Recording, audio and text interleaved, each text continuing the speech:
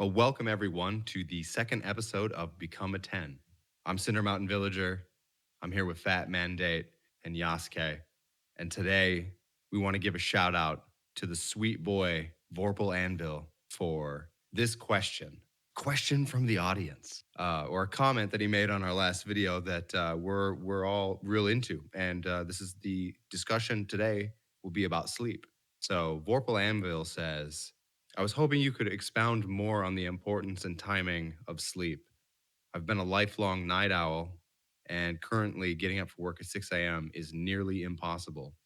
I routinely go to work with 3 to 4 hours of sleep. Is being a night owl all habitual, or is it something genetic? And to that point, I will say that I've been a night owl probably since I discovered that I could stay up all night around the age of 14. And that was over 600 years ago. So it wasn't until the last 5 years that I started going to bed at around 8, 9, 10 o'clock at night and waking up around 4 or 5 in the morning. How about you guys? So, sort of by default, as sort of like a degen gamer, when I'm not doing anything disciplined to try to keep my sleep schedule up, I'll just be going to sleep at the most random times and not really have any kind of schedule. I can tell how much it impacted my sort of life and quality. Whereas some people, when they're on those schedules for a long time, would think that it's sort of natural. But once I did a lot of stuff to get my schedule back on waking up with the sun or just waking up at more reasonable hours, like my entire quality of life has just been much better. Ever since I became aware, I became conscious as a young child, I've never had a stable sleep schedule. Never in my life have I had one. I've had periods of times where I had relatively stable sleep schedules, like waking up at normal hours, or I would go through periods of waking up at really late hours. It'll be fairly stable at those consistent hours, and then it would change again and again and again. But I would say that more generally, we all grew up in a time where video games became something big, where entertainment became something big. Late night television is something new. I think that has affected people's minds. It's hard to always point out how much is genetic, how much is environment, how much is just this great sociological disease or symptom. Whatever the case is, it is the fact that we are fairly dysfunctional people. Well, and how genetic could it possibly be? Because what line of genealogy would have evolved to only be up at night doing degen methhead stuff? I mean, there are theories about how being autistic or ADHD can be a benefit. You don't ever want people to be completely homogenized, having the same skills or same biologies, because if that tactic or strategy doesn't work anymore, the entire population gets wiped out. So it always helps to have some kind of diversity, if you will, in certain areas. You don't want everybody to be the same. You also don't want everyone to be centered around the same types. It helps to have a giant normal population, and then on the edges you have these more, Neurodivergent. yes, neurodivergent types. But that's an anomaly. That's not a function with natural and optimal human habit. Like in the past, before the invention of a sustainable light at night, it couldn't have been a real thing. Yeah, it wasn't really an option to be a night owl. And everything in society is kind of pushing a lot of people to become these night owl like degens. And so even if there are some people who think that they are night owls naturally or genetically, it's probably just cope. In the same way that somebody thinks that they are fat genetically, or that this issue that they have is purely genetic and there's nothing they can do about it. I find that night owls for 99% of people is in that camp. Yes, the framing of, oh, it's all genetics, it's my genetics that's making me do this, is a massive cope.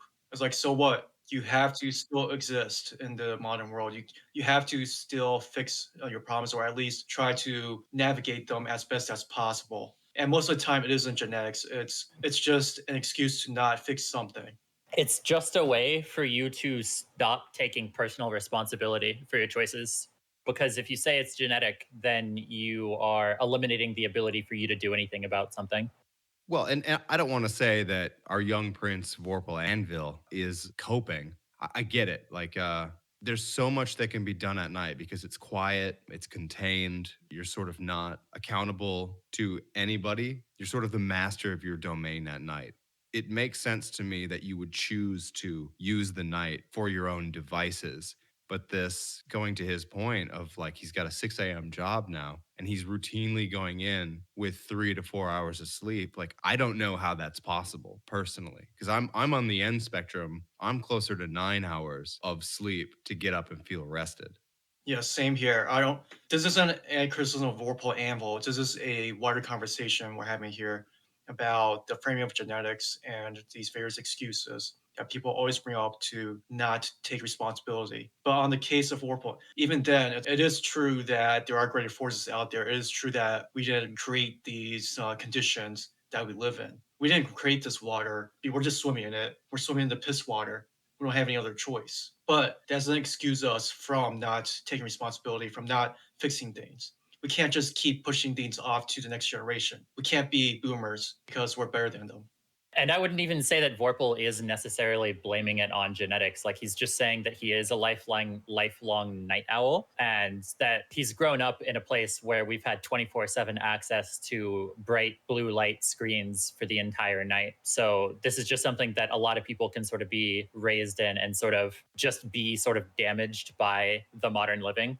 It's just important to recognize what is actually the cause, and that it is more modern living than it is genetics. Sure, yeah. So Vorpy's fix is going to be some discipline when it comes to screens, and then probably a workout routine. Sleep is about recovery. And to contrast that recovery, he's got to have some quality exertion. Yes, we have to diagnose the problem first. Like, what degenerate activities are you partaking in that are preventing you from getting sleep? Or are you just going to bed every night, just only able to get 3 to 4 hours of sleep? There are different ways to fix things depending on what's going on. Because it could be the case that Vorpal just can't go to sleep at night, but he doesn't play video games or look at a screen at night. It just might be that's how his body functions. There are very different medications, isn't the right word, but fixes to these things depending on where it's starting out, depending on other factors. Do you think it's possible, or that would be possible, if he had a consistent workout schedule? Yes, because I've been through that. You have to balance things where I would say this. My sleep schedule got better as dysfunctional as it is right now through applying, a consistent workout schedule. Without that, I'll be way worse off. I'm not saying that everything will be fixed immediately or will be if you do these things. I'm saying that the damage will be less. We're in damage control mode. Now, maybe you can get beyond that where you do become a more stable person. That could be possible, but I can't guarantee that because that doesn't work for me. I'm still in damage control mode personally.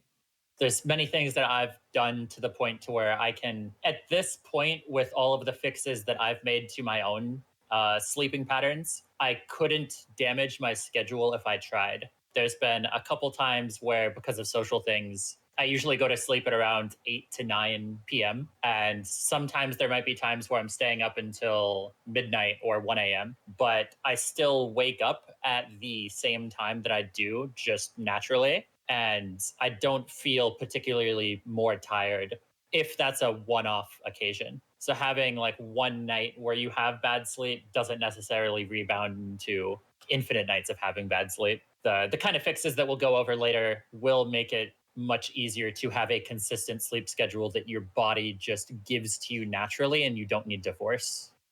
And a big part of that for you has been sun gazing, correct? Yes, that is an incredible thing for me, is getting to the point to where it's basically just making my body, my physiology, understand what time of day it is. And basically how it works is you wake up early before the sunrise, and as soon as the sunrise hits, you just stare at the sunrise as long as you can, and eventually you can build up to stare at it longer and longer, and maybe even in later times of the day. And when it's sunrise, there's no UV light, it's just red light. So you have no danger of damaging your eyes or anything like that. And then you do the same thing at sunset. And when you do it at both sunrise and sunset, and then maybe getting some sun during midday, you start to get really, really heavy eyes about 2 to 3 hours after the sun goes down.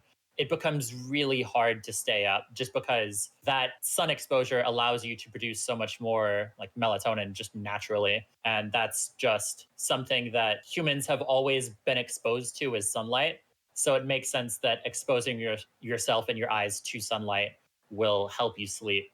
If you don't have access to sun because of whatever area of the world you're in, or the sunrise times are just not really appropriate for your work schedule or something. Another option is that you can get a red light that's at certain frequencies. They're the kind of red lights that people will use for plants. And you can just stare at that red light when you wake up for a bit and then stare at it around a little bit before you go to sleep. That'll do wonders for making it almost impossible to not have a good sleeping schedule. So when you say stare into it, you mean gaze into the filament, correct? Yes. So it's also best if you implement grounding with this as well, which is where you're barefoot on natural earth, which I won't explain too much about grounding, but there's a lot of value in your body having connection to the earth. And then just look at the actual sun.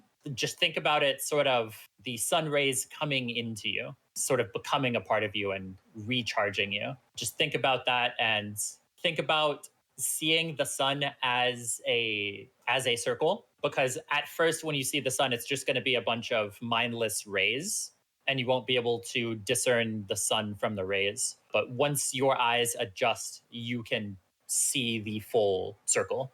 What are Canadians supposed to do for the next 6 months in regards to grounding? In regards to grounding, you can still. I don't see why you wouldn't be able to ground in Canada. There is the snow aspect, but just get tougher feet. Yeah, I guess just stop being a bitch, right? Or you can do your grounding in more middle of the day if that's something you'd need to do. But yeah, there's options. Well, it sounds like at the very base of this is it's kind of like a ritualistic or routine decompression activity. Yes. And it's sort of just giving you a little bit more perspective of also how long the day actually is. Because when you're actually paying attention and looking at the sun, you realize how short the day really is because you see how fast the sun moves in the sky. It'll be only like a couple minutes from the sun moving one diameter in the sky. So it gives you a little bit more perspective on how much your time is actually valuable and how much you would need to use your time more wisely. Does doing this in Minecraft count? Um, Maybe if you have a monitor that uses red light, Is which there such thing as a red light monitor? maybe that is a product that we could invent, but it is currently not a product. There's actually a screensaver that lets you do that. Basically, just have to take your monitor, cut out the screen, and place it over your window. Yes. Wah wah.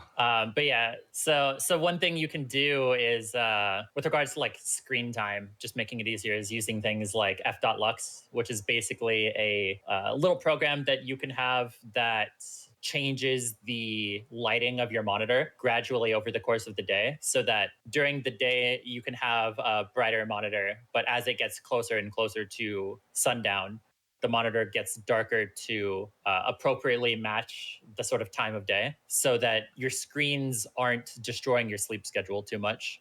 It's something that's gradual, so you don't even really notice the color difference. It's really valuable if you're needing to use screens before you sleep. I've actually used that program before, and I think I have something similar on my other tablet devices. Did it work for you? Do you perceive a beneficial change?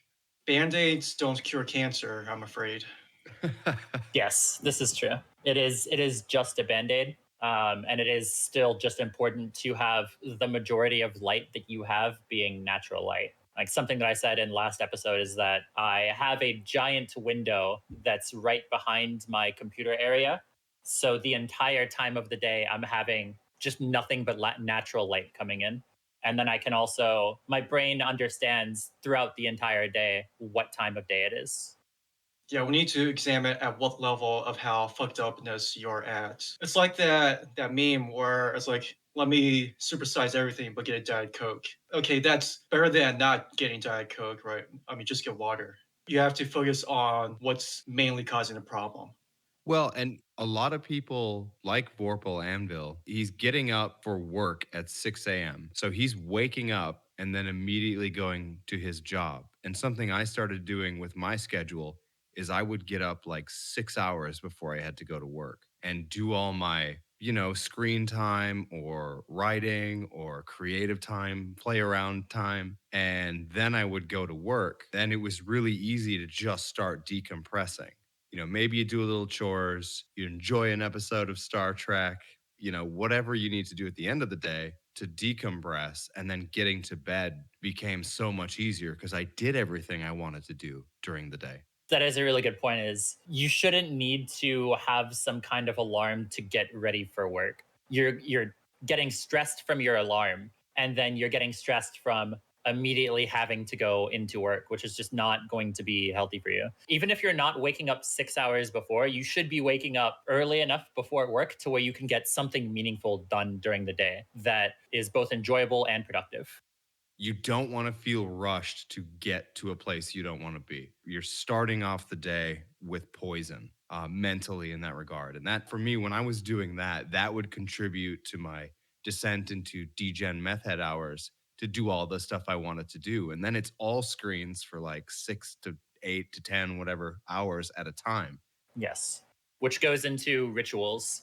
Yep. You want to have both a ritual for going to bed and a ritual for waking up. You want to have all of these different things that you do that sort of prepares your body to understand, hey, we're getting ready to go to sleep or we're getting ready to wake up. What I do is every morning, I basically just wake up with walking my dogs out to the park so we can see the sunrise. So that's one of the first things that I do in the morning. And that sort of prepares me for the rest of my day.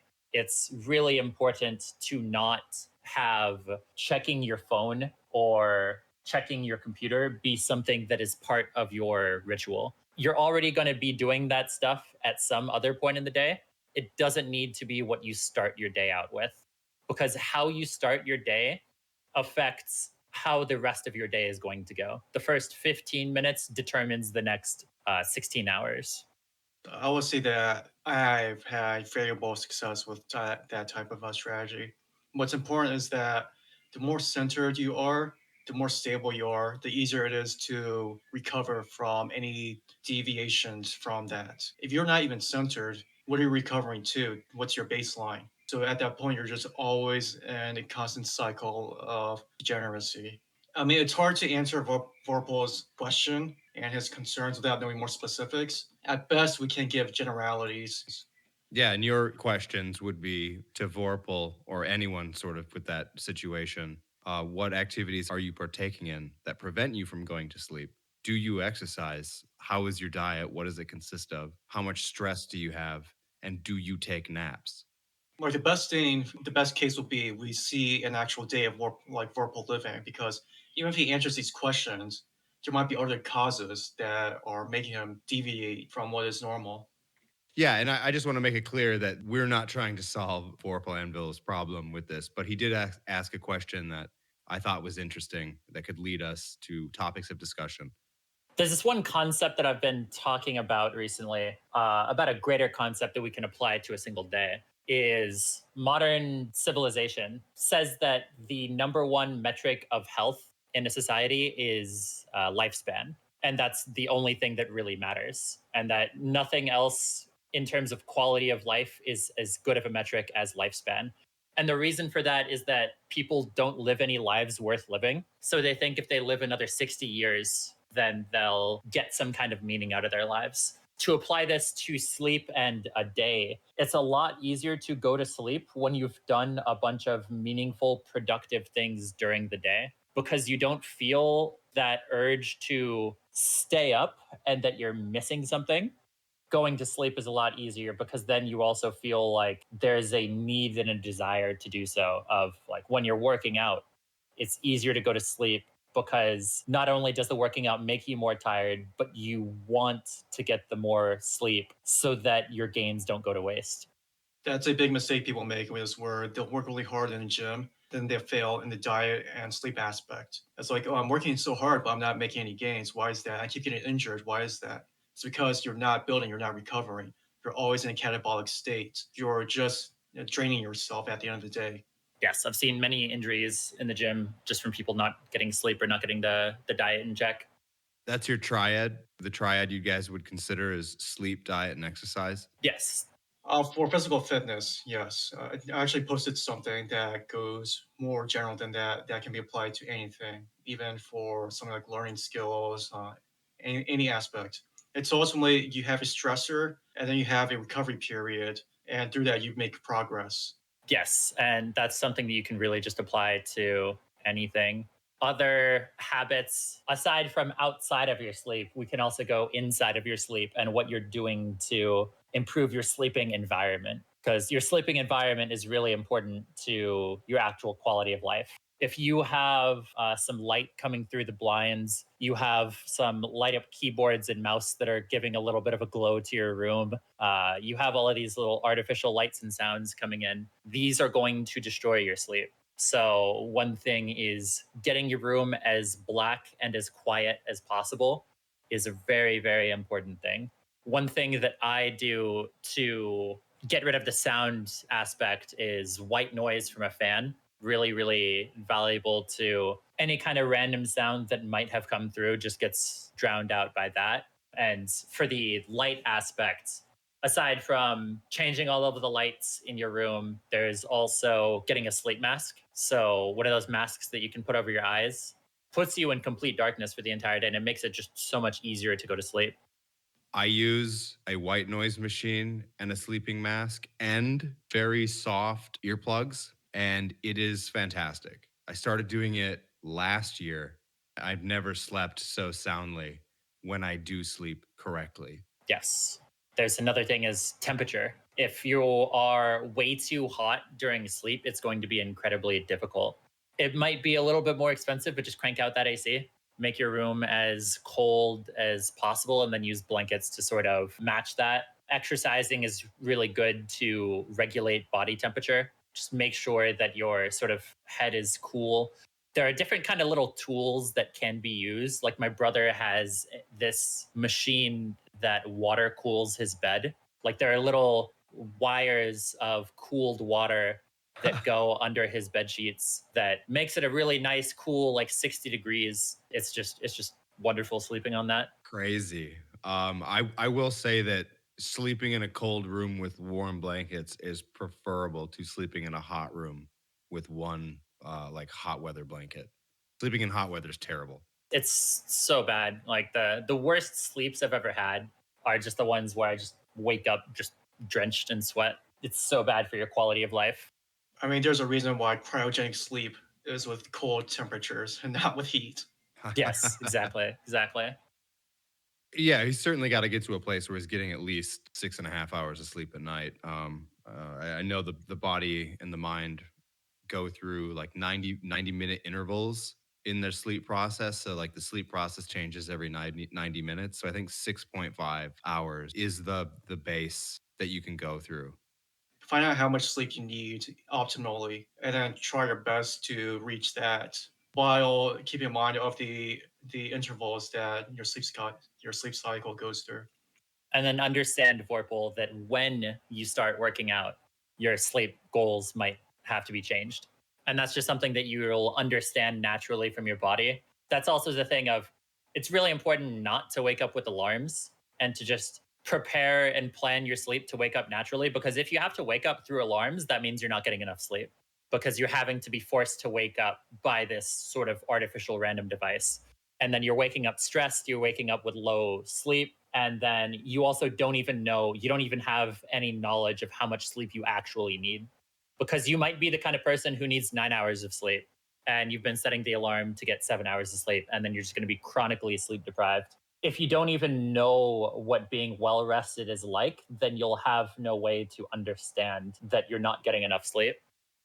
Yes, one tactic to wake up without an alarm the night before. If you mentally think that you want to wake up at a certain time, your body tends to wake up at that time also.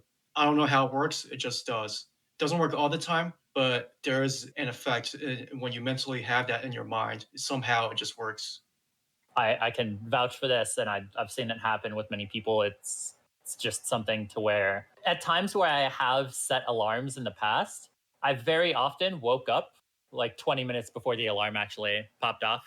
And that's just something that your body will kind of subconsciously realize just for whatever reason. It doesn't need to make sense. It just is. I'm highly skeptical of this, but I'm going to try it this week and report back next episode. All right, so this is what you do for 5 to 10 minutes while you're in bed. Just think at a certain time period and just like have it in your mind, be conscious of it, really focus on it, and then go to sleep. And then like assuming that you have a good night's rest, or even if you don't, and you implement all these other tactics, over time you will see that more often than not, you do wake up before or around that time period. Yes.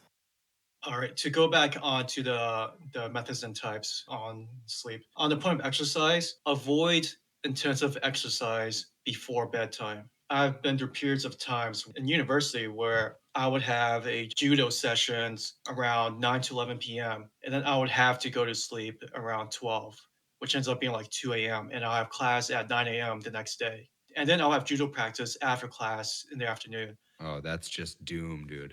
I have so many bad injuries from that. But the problem is, even though it was intensive exercise and I was exhausted, I was so exhausted that I cannot go to sleep because my body was so in this hyper alert state for such a long period of time where it didn't have time to cool down. You cannot have intensive exercise before or near bedtime. You will not be able to go to sleep. Your body will generate too much heat. You'll be overheated. And even though you're fatigued, your body just cannot shut down. What if you did like a 15-minute ab routine, like an hour before bed? Is that too much? Moderate exercise, something light, it's completely fine. But if you're like heavily exerting yourself, it doesn't work. Also, I think the aspect of going for a walk is really valuable because not only could it be a little bit of a light exercise thing, it's also a way to reset your mind away from the vidya and the screen time, so that you just have a little bit more of a quiet mind. Because the thing that stops people from going to sleep is their mind just being too active and jumbled, oftentimes. Can I sit in a chair and read a book under some tungsten light, daylight, not daylight, like candle rated light? Yeah, ideal would be candlelight. That's what you should be doing for your later lights before you go to bed. Is something really, really red, really low. Could just do something like read a book. That's not going to do anything to interrupt your sleep. If anything, it might just help your sleep. That would be a good business marketing plan. Is you get these candles or these like this firewood that's set for like 30 minutes or an hour. You Ooh. market it as like reading lights for late at night. Oh, I And love it that times idea. it perfectly. Yes. But on the to avoid any artificial lights that can't properly simulate natural lights at night. I've gone through periods. I still go through them, like for book club and stuff like that. If there's a long reading or something, I would be up all night. Like even after I'm done reading, my eyes are just so exposed to light. It's like, oh, I can't go to sleep anymore.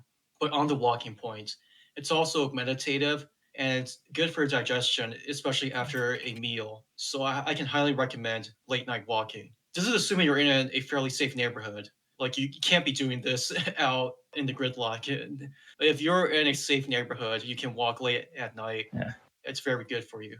Because otherwise, you're just going to get a bunch of stress of how do I not get stabbed right before you go to sleep, and that's not a good way to sleep. Yeah, you might end up getting some intensive exercise that you weren't planning for. Well, and you're right to speak on the point of like that heightened awareness psychological state on your walk on the way home is not going to help you sleep. Yes, on the broader point is that if you live in a city, the cities never sleep. So that could be affecting you too. So at that point, you're really in damage control. So I would implement these other tactics where you are doing essentially sense deprivation, cover your eyes, cover your ears to really try to help you to sleep. Maybe it even helps if you have like something scented to help you sleep too. Like, I don't know, Vicks or something that smells good if you, Some kind of incense. yeah, if you live near a sewer or something. But try to eliminate try to eliminate any outside intruding, Olfactory sensation. yes, any sensation that doesn't help you sleep. Yes.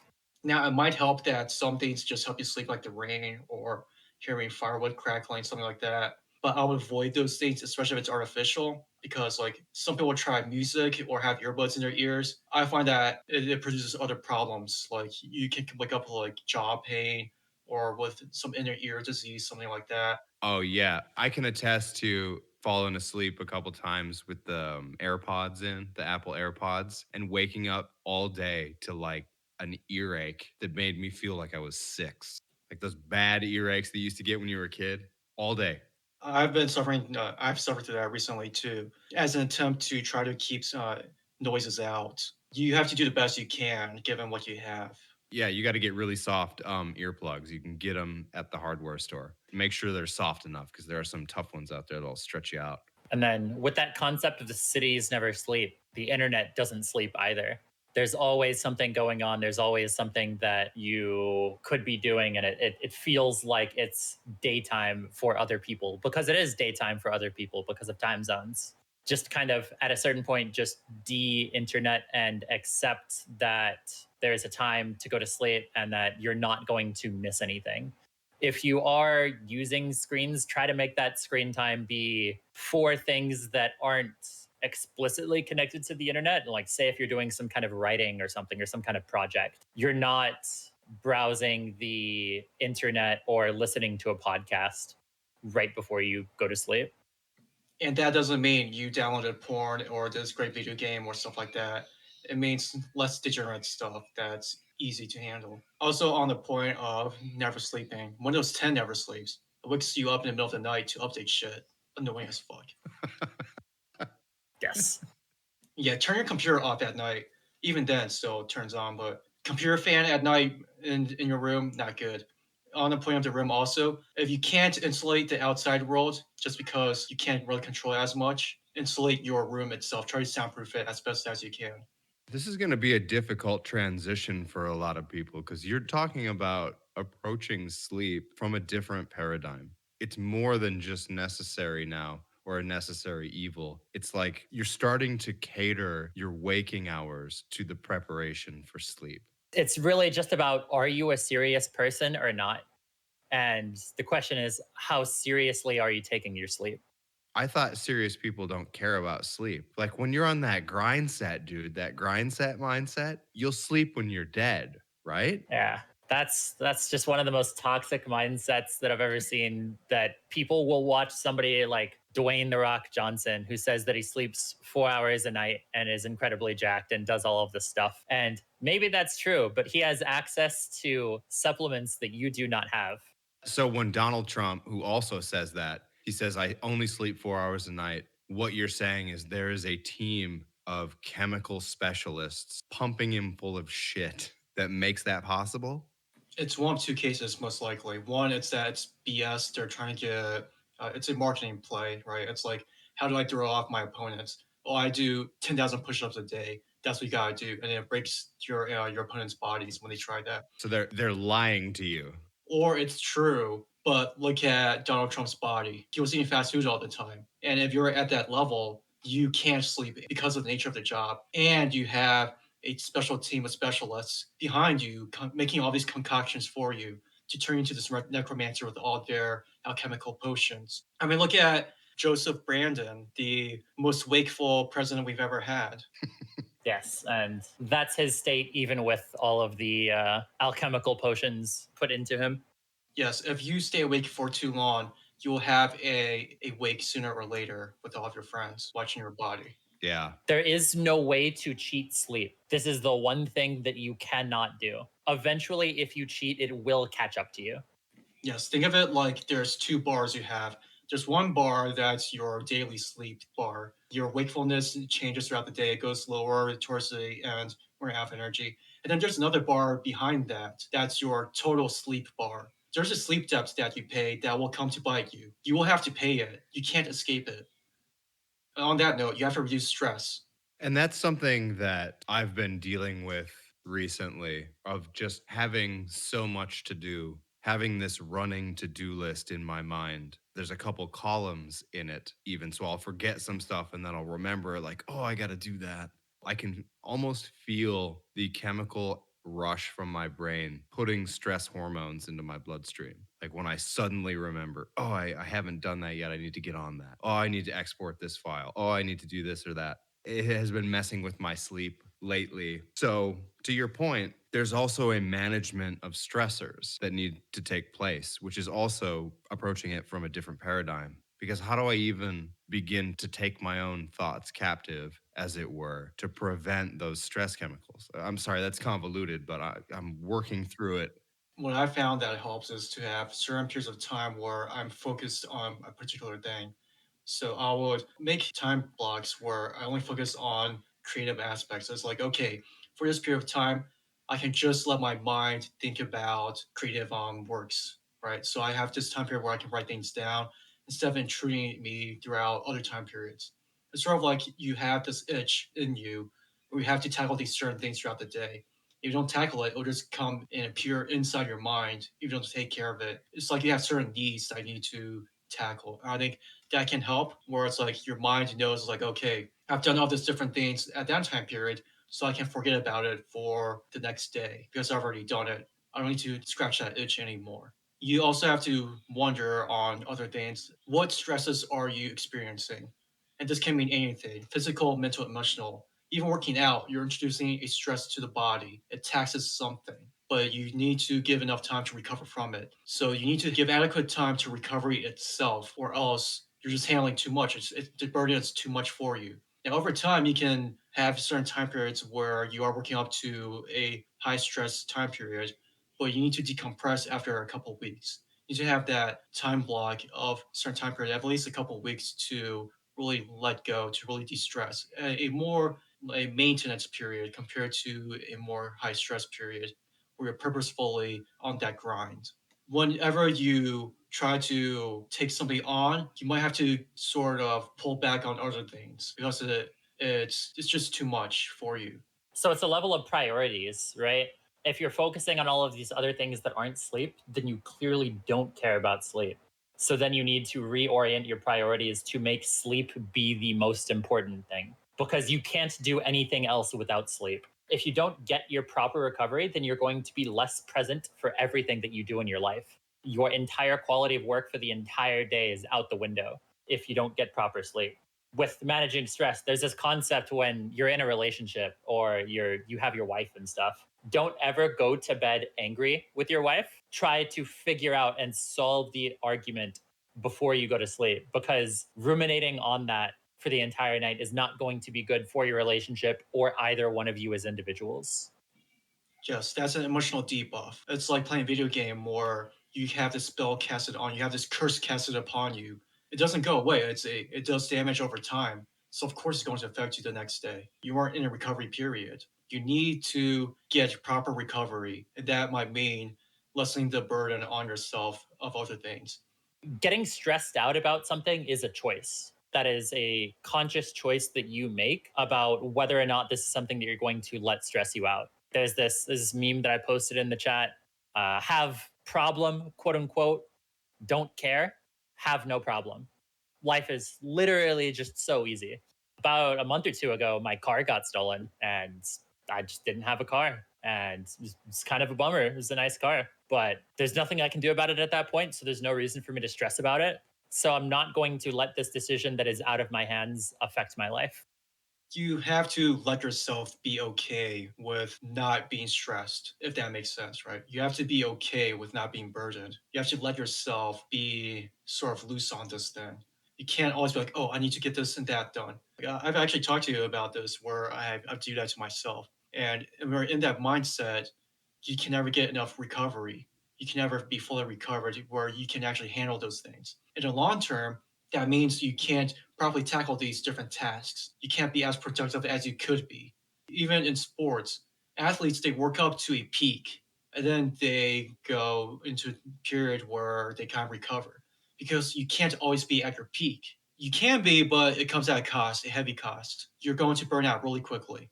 You have to go through periods of time. It's like there's peaks and valleys in all these things. It's never a straight up line where you're always progressing. It doesn't work that way as biological beings. We're not Wolverine.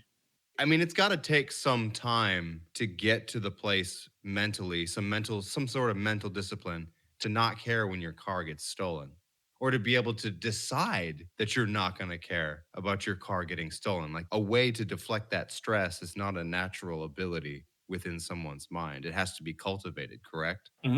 Yes, the skill of Compartmentalization. exactly what Yasuke said perfectly. Yes. That skill is very important to develop. It seems people like to use the term psychopathic, sociopathic, but there's a reason why those types of people are able to get a lot of success. It's because they're able to properly frame things where they can move on, move forward to actually tackle these problems. Mm. If you're at the point where all these things break you down, well, you're never going to be able to get up. If the first punch in a fight makes you cower, you're never going to be a champion. And this all goes back into sleep. Like, if you don't manage stress, you can't sleep well. And if you can't sleep well, you can't manage your stress. Yes. And you can't make gains. Like it's all very general. It's like a very low resolution view with very little specifics. It's because all these different things can be applied to different things. Like even with weightlifting, if you have the wrong mindset where it's like, oh, I can't lift this weight, or I can't make gains, well, you're never going to make it. Or you have this mindset where you can never believe you can succeed in life. Well, it's going to end up being true for you. So you might as well believe that you are a winner, that you can become a winner, that you can become a 10. Yep. And together, in the words of the famous Barry Sortiro, yes, we can. Or si se puede if you're Yasuke. Hallelujah. It sounds like we got a caller on the line. Hello, caller. Hello, caller. Welcome to the show. Yes. Big fan of the show. Thanks for having me on. Great. We're great to have you. What's on your mind, caller? Well, I really wanted to tune into today's episode because it's about sleep, and that's something that I've had to deal with on and off for quite a while. I'm really glad that you guys touched on this particular point that I found interesting. Because as a Bronze Age pervert super fan, every show that I call into, I have to mention that life is the struggle for space. And you guys touched upon the point, actually, that nightlife is also the struggle for space in the sense that we live these kind of daily existences where we always feel like we're being confined to some space, right? We always feel like we're being led down a narrow corridor. And so at night is the kind of only time when we truly feel like we have, well, for some of us at least, enough room to roam around. So I think that's one of the issues of why modern people are wanting to stay up late, because I think there is a desire there too. A lot of people actually want to stay up late. And I think that has to do with the fact that at nighttime is the time when we feel the most free.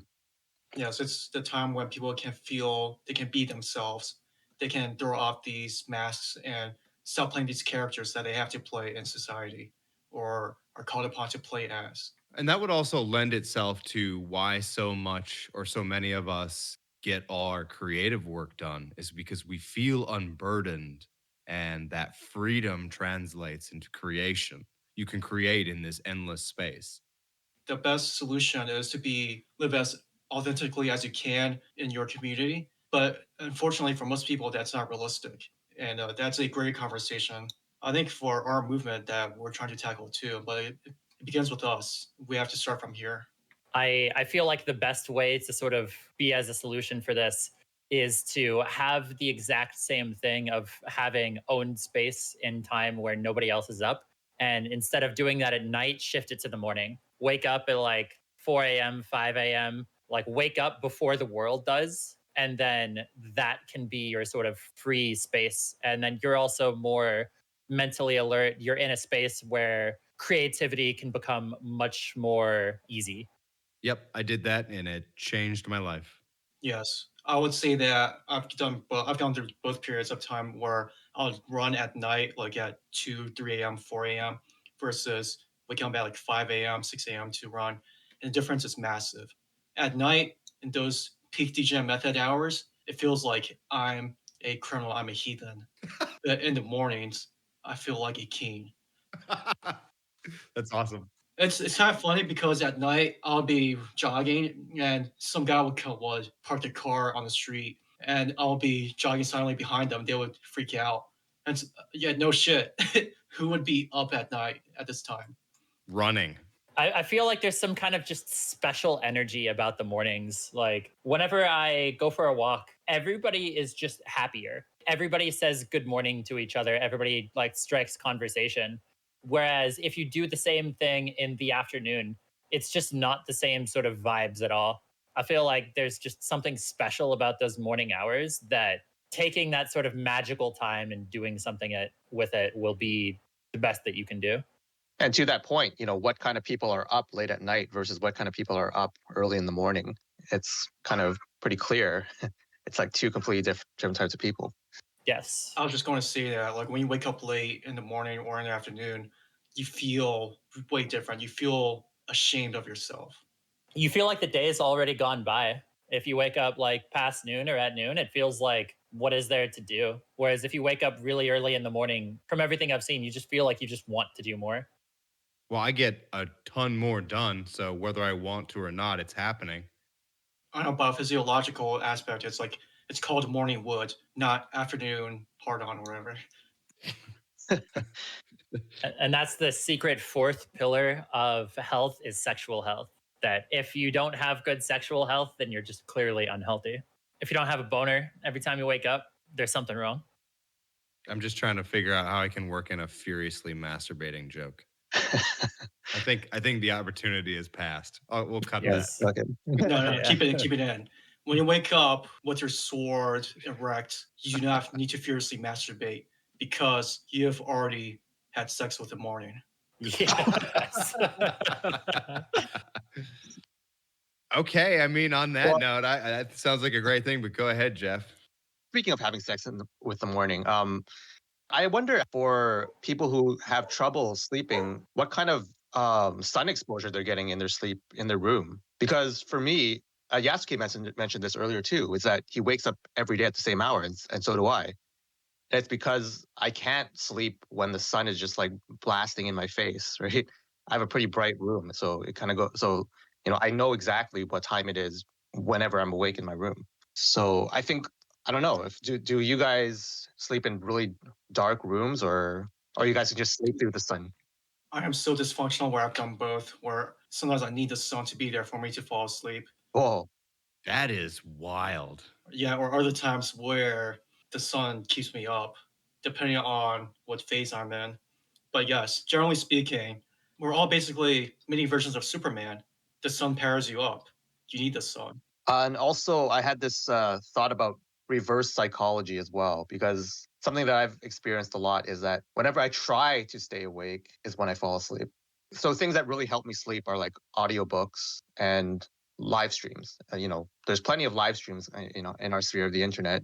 It's not that those streams are boring. Those streams are actually very, very interesting. But that's when I tend to fall asleep really quickly. Yes, this is something we didn't talk about is that physical exertion is helpful at the right time periods to get you tired throughout the day, but also mental exertion too. If your mind is tired, then your body will become tired naturally.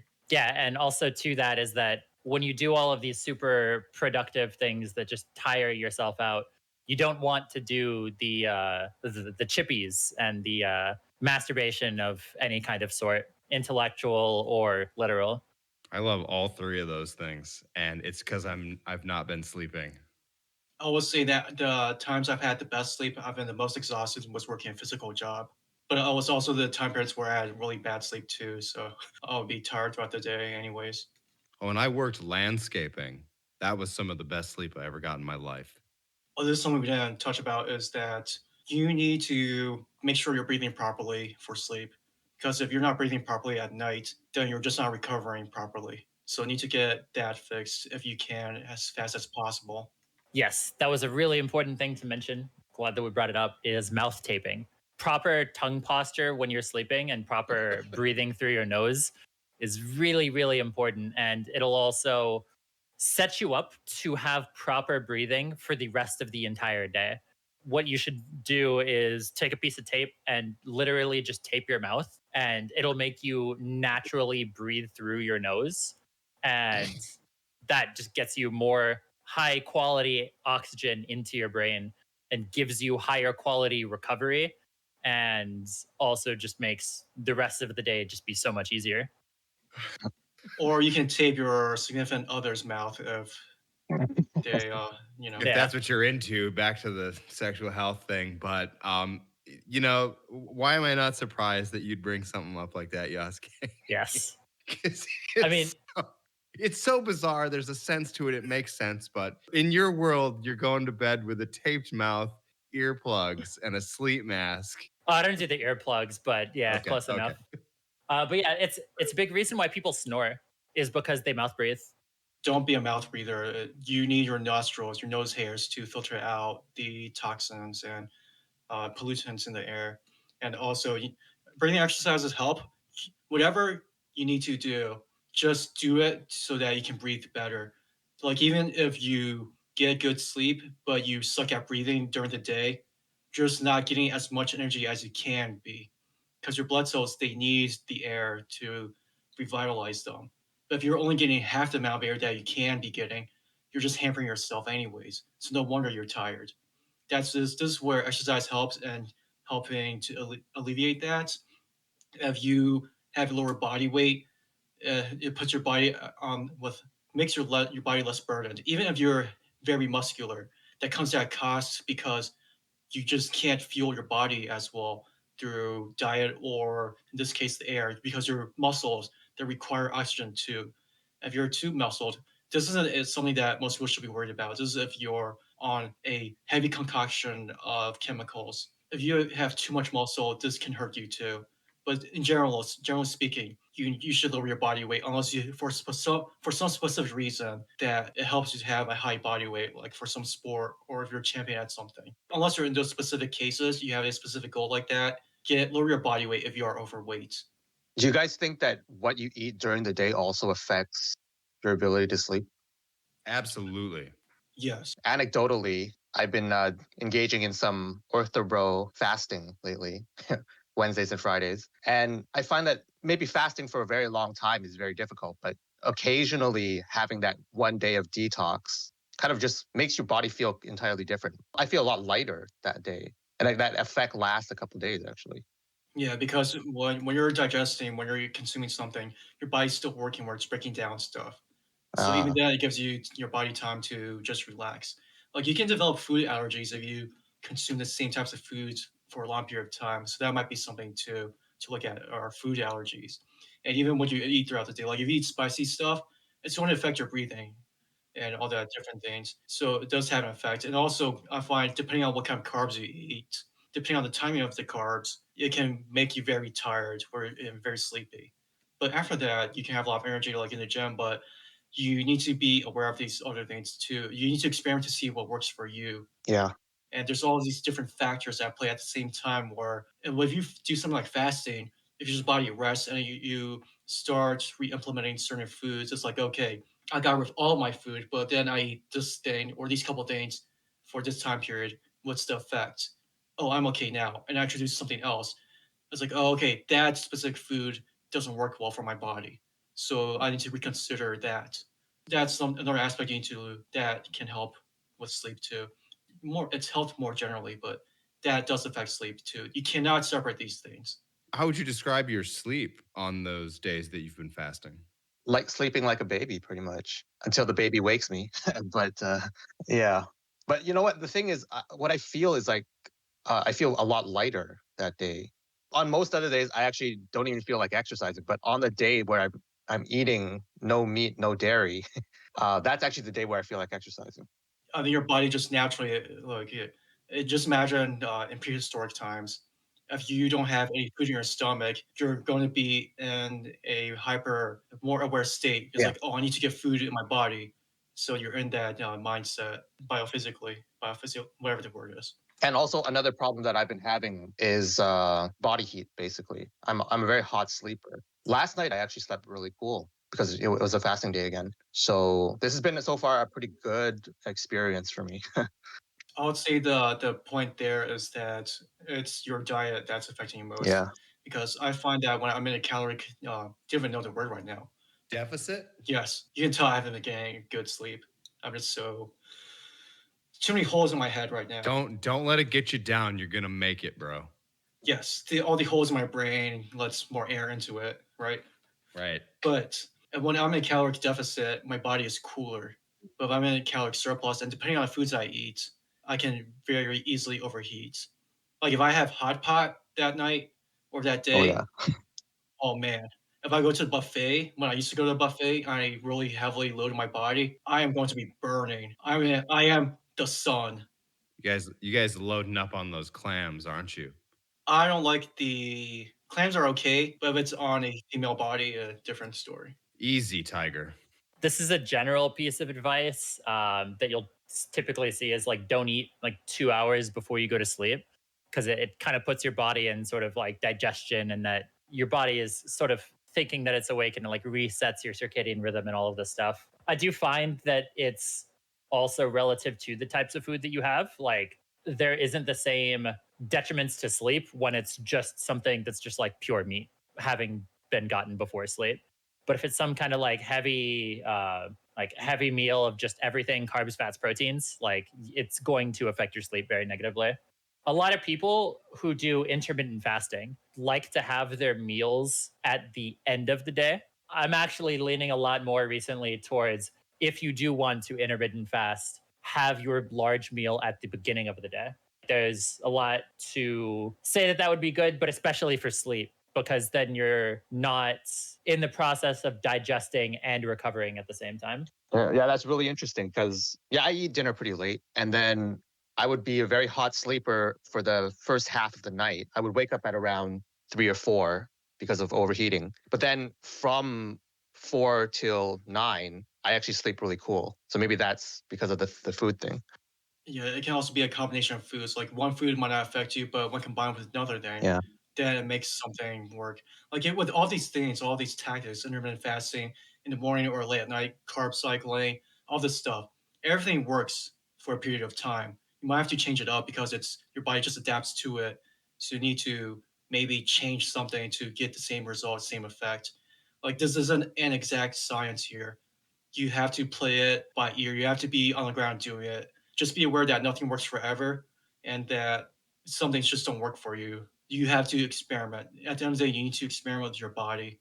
I'm going to throw in a plug. Well, we may or may not get the affiliate link, but if we do, then we'll stick it in the description, which is a plug for Hush mattress and blankets. The Hush mattress actually is the one thing that I found. It is a pretty cool mattress, but it's not. It hasn't been cool enough for me in my digestion mode. But on the other hand, it's also the best mattress that I've ever slept on. So big ups to Hush, and hopefully we get that affiliate program link, and we'll put that in the description. And you were struggling with some back pain issues, right? Oh yeah, So a good mattress was really important for you. yeah. I mean, it got so bad to the point where I had to support my hip using. It wasn't exactly an oven grate, but it was pretty much. It was actually for something else that I bought at IKEA or something. But It was functionally an oven grate, and the only thing that could fix your problem was a Hush mattress. yeah, Hush mattress and sheets. Promo code Shapiro. Yeah. Was the oven grate turned on or something? Is that why you're overheating? I also like to throw in my pillow, and then we're completely canceled. we should get a My Pillow affiliate link too. Actually, I actually have a My Pillow personally, and I would, yeah, we need one of those too. Except I don't know if we want to necessarily be associated. I think that's I don't know, Goya maybe. I don't know. I sleep on a pillowcase full of beans, Goya beans. Yes. I just sleep on a wrestling mat. You do. Oh, hey, by the way, really quick, I don't know if this is going to matter. This might be off topic. Since April, I have been sleeping on the wooden board that goes under a mattress, and I've been sleeping fine. My sleep right now is based on stress and bad diet. But since I started doing that, I've been sleeping on a wooden board, and it's great. Yeah, it's like the same thing with shoes or really anything. The more support that you give something, the less it functions on its own as a pure like being. Like the reason that I had a sciatic nerve injury similar to what Jeff had, and what I found was the cause of it was moving improperly, especially because of the shoes that I was wearing. Like the shoes were making me step in certain ways Whereas when I would run barefoot and try to enforce proper running mechanics, at certain points within the last year that I've had this nerve issue, I haven't been able to walk. Whereas within 2 weeks of doing some more stuff and fixing these issues in more holistic ways, like I'm able to sprint with no issues as long as I'm doing it properly. And it's the same thing with beds, is that if you're in a super soft bed, you become the bed. And so, like, one thing that I'd really recommend for sleep and for general like posture and back alignment is if you have a really like soft bed, every like 2 3 weeks or so, just take one day to sleep on the floor. It's not as comfy and fluffy or anything, but you'll wake up feeling a lot better. It's also like sort of reset. Yes, it resets your sort of alignment and everything. Oh, there's like a couple of things I want to say. It's that injuries, you're never sure what's the root cause of something. You always have to experiment with these things. Like everything affects the other. What seems to be the cause isn't necessarily the cause of it. On the posture thing, if you have bad posture, your breathing is going to suck. So fix your posture. Mm. And posture is, I've learned a lot about posture, and in my field of like streaming, I'm referred to as the posture king. Every time somebody comes in, they'll think that I'm standing because my posture is so good. I've learned a lot more about posture recently, and it's the biggest thing about posture is that no amount of like 15 minutes of stretches or strengthenings a day will fix your posture. What you need to do is fix your base posture. Like find a way to have good sitting positions, like Seiza is a really, really useful position to be in. With a topic of injuries, going through the like how I actually figured out what my injury was and what my sort of journey was is that at the beginning of this year, I got a sciatic nerve injury in my hip, like called piriformis syndrome.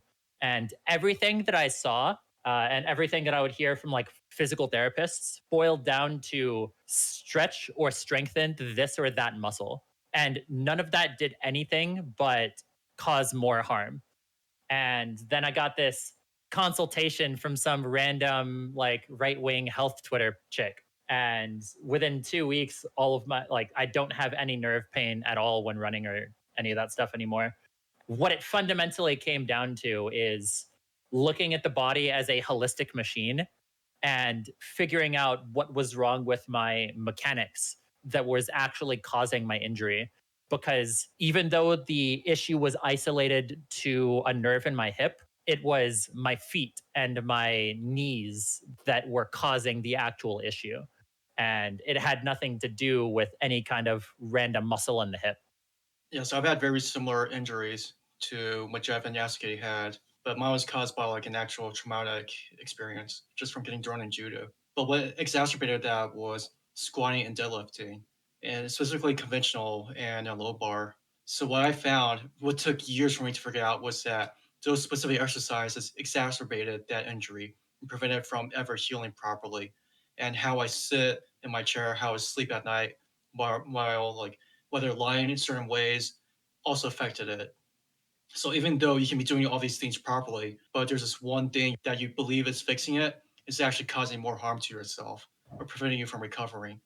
And this is the difficulty in trying to tackle this issue, because if you're never recovering from the injury, then you can never sleep properly. You can never sleep properly because you're always injured. So it's a constant cycle. And it can be very difficult to go through that. But just recognize that you need to keep experimenting. Understand that even though you may believe that you're broken, it doesn't mean you're actually broken. That you can never be fixed again. This might be like something a more general topic too, like just not physically, but also mentally and spiritually. Well, there it is, fellow tens, fellow kings.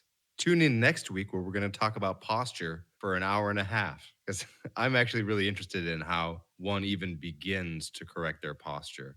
And that is something that I have a lot of experience with and a lot of knowledge. I'm actually going to be writing an ebook that I'm going to sell for $15 on posture and how to Ooh. approach it. Is it going to be done by next week? No, not at all. There's still Okay, a lot well- of learning to do. Something on the posture thing is that I've seen pictures of Chinese communist soldiers with like needles underneath their neck to make sure they have good posture. Of course. But like, I'd like to thank Jeff and Molyneux from Vancouver for joining us tonight. Yes, free dummy radio. And The art of the argument. Yeah, well, thanks everyone. Thanks, Yasuke. Good luck on becoming a 10. Good luck on your road there. You're gonna make it. We're all gonna be there together. We're all gonna go to sleep on time. I'd like to thank our sponsor, IronAgeArchive.com. Check it out. Join us in the conversation. Be able to recognize what is and is not an argument. And we'll see you next week.